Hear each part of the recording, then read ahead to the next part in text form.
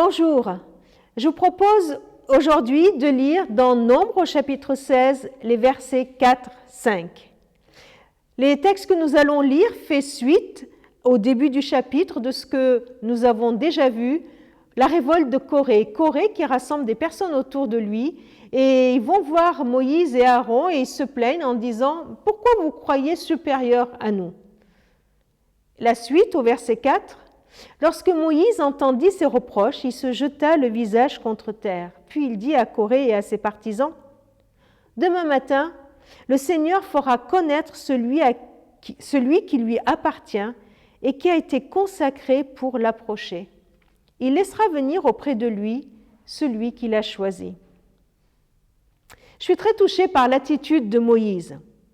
Moïse, d'abord, il est affligé, il se jette le visage contre terre. Cela le touche profondément, cela l'attriste profondément. Deuxième point qui me touche, c'est qu'il n'essaye pas de se défendre lui-même, il n'essaye pas de se justifier, de lui dire, tu sais, dans notre cahier de charges qu'on a établi, c'est comme ça que ça marche, moi je fais ça, toi tu fais ça. Non. Il demande à tous de venir se placer devant Dieu. Et ça, c'est un point qui est tellement important. Il appelle tout le monde, il dit, venez, ensemble, on va se placer devant Dieu. Et il se met au même niveau que les autres. Il dit, venez ensemble. Il ne dit pas, moi, je vais y aller tout seul. Il dit, venez ensemble, on va se placer devant Dieu. Et il s'attend à l'arbitrage de Dieu. Dans un conflit d'autorité au sein d'une communauté, je trouve que ce processus est exemplaire. Quand je me sens contestée dans mon ministère, ce texte, cet épisode me rappelle cela, que c'est Dieu qui défend mon ministère, puisque c'est lui qui appelle, c'est lui qui est notre avocat, c'est lui qui nous justifie.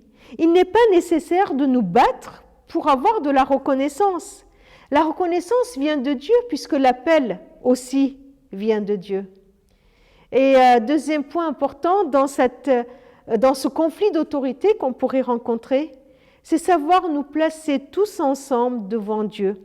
C'est reconnaître devant peut-être des personnes qui mettent en doute mon autorité, que moi-même, j'ai une autorité supérieure à la mienne, que moi-même, je suis soumise à Dieu.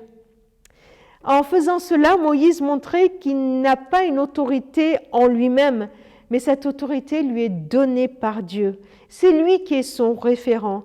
Il s'adresse à son supérieur direct pour lui dire « à toi de leur prouver ».